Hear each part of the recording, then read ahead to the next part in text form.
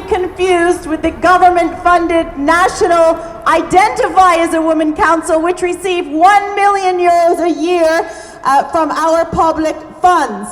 And as I stand on this street today, I was on this street 2 years ago in this very spot, lobbying against the erasure of women from Article 10, 11, and 12 of the Maternity Protection Act.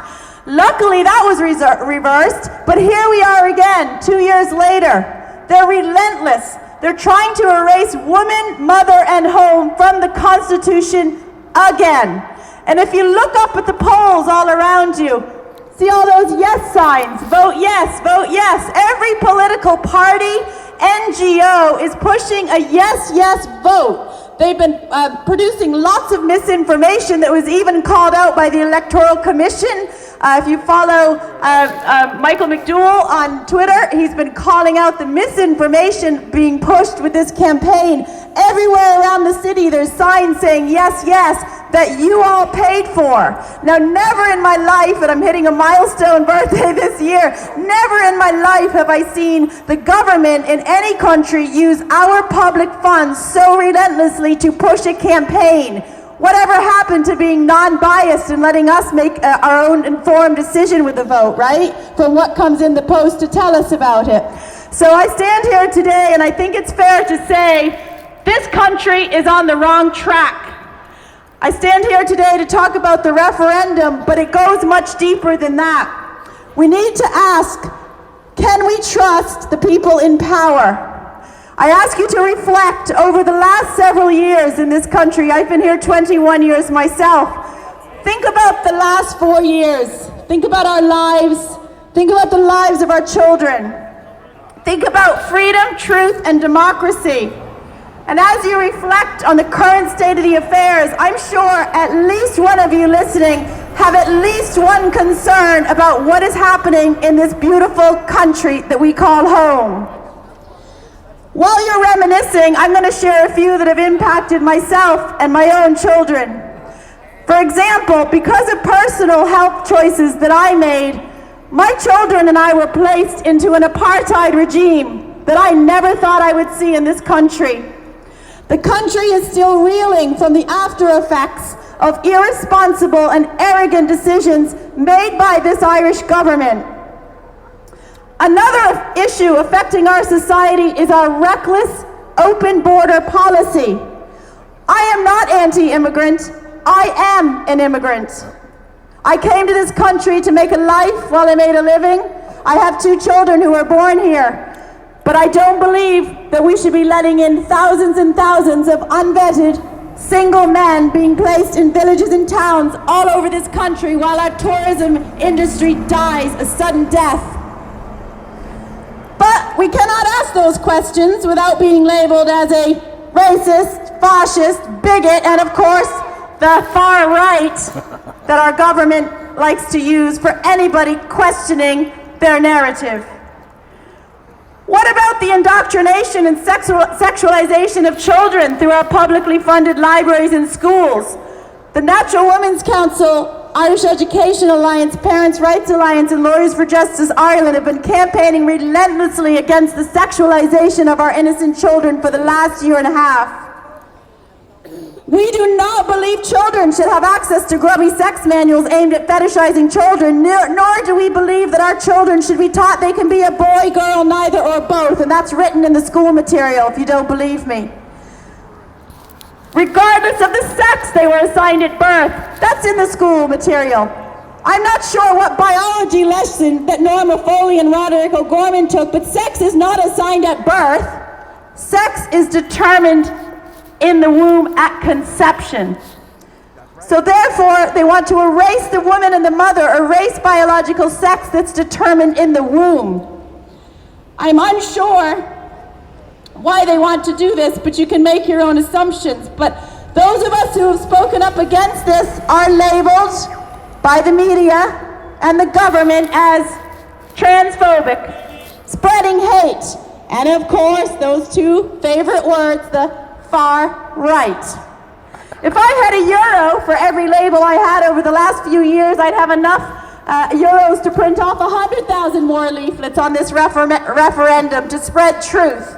But the labels are empty and people are waking up to the government tyranny and the woke mind virus that is permeating every aspect of society, even our innocent children and now our Constitution. So what is happening in Ireland? Who is behind the decisions the government is making? Did people up and down the country demand this? Did all of you agree to spend 20 million euros on a ridiculous referendum to erase woman and mother when we have 4,000 homeless children in this country? Did you agree to that? I didn't. 20 million euros. What could that do for those hospital waiting lists? All those delayed diagnoses. I'm hearing more and more people that are now at stage 3 and 4 cancer because they never got diagnosed early. What an absolute waste of public funds the government is spending on this referendum. Do you remember those politicians talking about this when they knocked on your door, asking for your vote? Is this the future we want for our children and our grandchildren? So exactly where the heck is this coming from? I'm about to tell you. I think it's fair to say that most concerns from your reflection are coming from the United Nations. Varadkar was in New York at the United Nations General Assembly just in September gone. And guess who was selected out of 193 countries to co-chair this meeting, which was a checkpoint meeting on the implementation of Agenda 2030. Who was co-chair? What country? Ireland, the good old boys on the map, the good boy in class. Varadkar even tweeted a photo of himself with a WEF Sustainable Development Goal rainbow wheel, boasting about Agenda 2030. This is being pushed by the United Nations. Make no mistake that the people of Ireland do not want this. Yet our politicians are using our public funds to push it. Sticky page, here we go. One second. There we go. So I ask again, when it comes to your vote on the 8th of March, do you trust the people in power? Do you think they're looking after the interests of the Irish people, or are they looking after their big boys in the United Nations, orchestrating or acting for their big next job? The United Nations, you ask, aren't they wonderful? Well, the United Nations as we know it is not the United Nations today. On June 13th of 2019, the United Nations handed over its reins of control to the Davos World Economic Forum. And they signed what's called a Strategic Framework Agreement. Who is the WEF, you may ask? The WEF represents 1,000 of the world's top corporations. They don't deal in millions, they deal in billions and trillions. It's being driven by corporate interests, what's happening in this country, not the interests of the people of Ireland. If we look at Ireland, we are headquarters for many of these top corporations. Look around Ireland, look at all the big pharma companies we have, big tech and big finance, and the government are in the hands, in their pockets. We even have a company in Ireland called AbbVie. Does anyone know who AbbVie is? It's a company that makes $58 billion annually, globally. And guess whose husband is a director at AbbVie who make puberty blockers to sterilize children?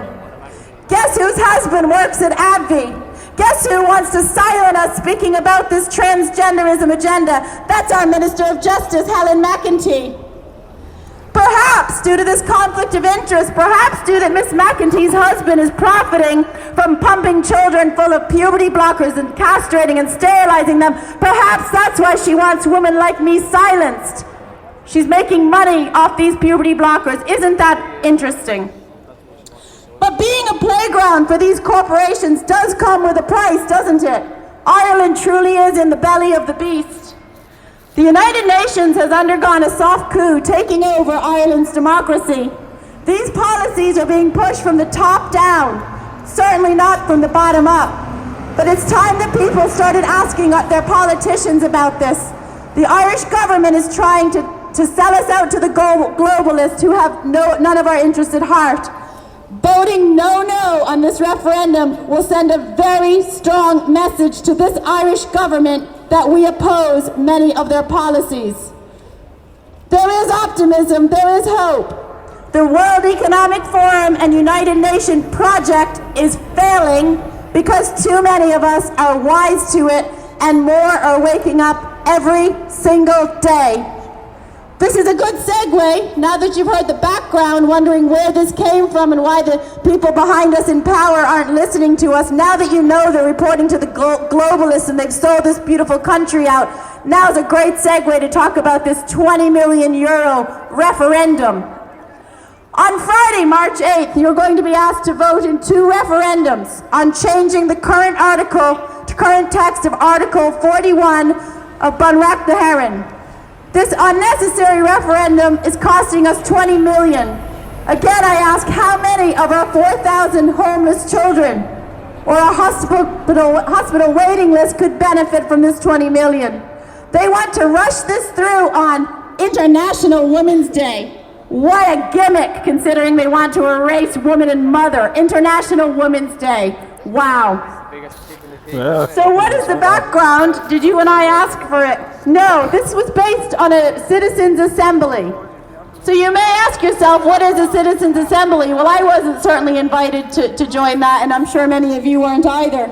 This is pushed by the government. The citizens' assembly is not a non-biased group. You can look it up for yourself. There's 2 bills you're going to be asked to vote on. One bill proposes to change the constitutional provisions relating to families by extending the concept to other durable relationships. As Dr. Vincent Carroll said, getting a Christmas card possibly could mean a durable relationship, while leaving the meaning of that phrase for the courts to decide in the future. This is the 39th Amendment, the Family Bill. Linda from the Irish Education Alliance will be talking in detail in a moment about Amendment 39, the Family Bill. The other bill proposes to delete the state's constitutional obligation to endeavor to support mothers like myself who wish to provide care to their children in their homes rather than be forced by economic necessity to work outside the home. This is the 40th Amendment, the Care Bill. The government is pushing, and media and the NGOs are relentlessly pushing a yes vote on this by saying that women like myself are strapped to the kitchen sink and forced to be at home. Didn't we have 2 women presidents in Ireland? I worked as a senior manager in corporate life for 20 years. I was never strapped to any sink. I can do what I want. That's my choice as a woman, and the current Constitution gives me the choice and the financial and social protections. I've been a full-time stay-at-home mom with my 2 children who are 5 and 8 since the day they came out of my womb. That is my choice. But when they're a little bit older, it will be my choice to go and work again. So why would we erase that Article 41, giving mothers like me the choice to raise my children in the home rather than farm them out to a creche to be raised by someone who doesn't love them? So vote no to Amendment 40 so as to uphold, safeguard, and protect the fundamental role of the mother in caring for our children at home. We cannot trust the state to protect the inalienable rights of the family. If this very definition is undermined by reference to durable relationships, nor can we trust that the positive obligations the state has to protect and safeguard the role of the mother as caregiver to her children at home will be upheld if they delete 3 words from the Constitution. The 3 words they want to delete are home, mother, and woman from Bunreacht to Heron. It also proposes to insert a vague new article about family care in the Fundamental Rights chapter of the Constitution, but without conferring any new rights at all on carers or people in need of care. We are strongly against the proposed amendments to our Constitution, as we hold the opinion that this is a further attack on the biological sex-based rights of women. It will also enshrine gender identity ideology within our Constitution. As a mother to a young daughter, she needs these biological sex-based rights. My daughter's a swimmer and a runner. She's only 8.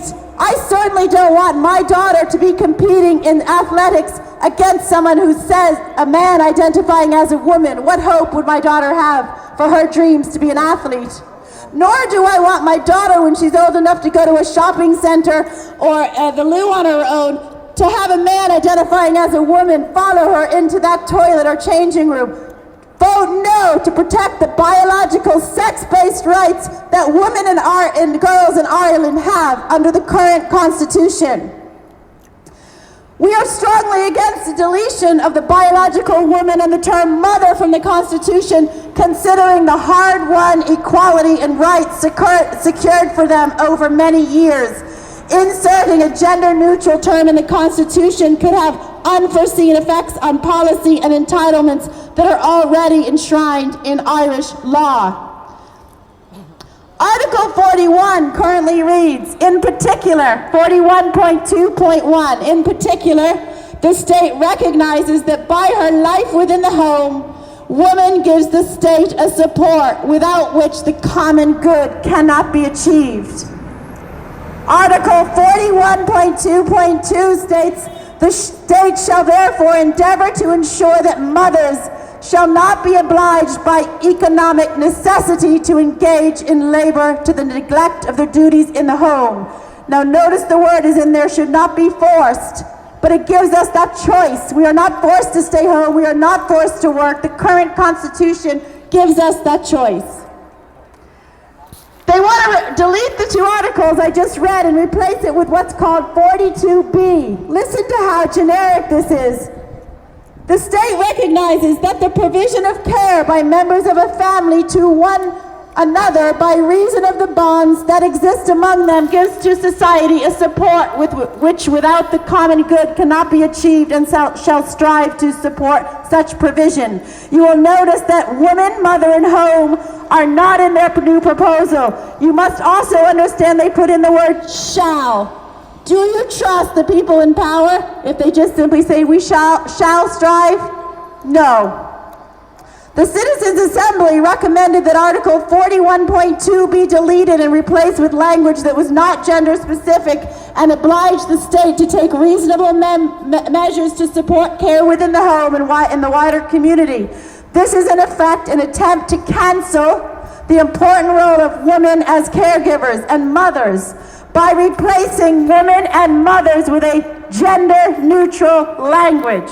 It is an attempt to cancel the fundamental concept in Irish society of the importance of women's biological sex-based rights. It will provide transgender males with the same biological sex-based rights as women. One has to question why the drive for the literal cancellation of woman and mother.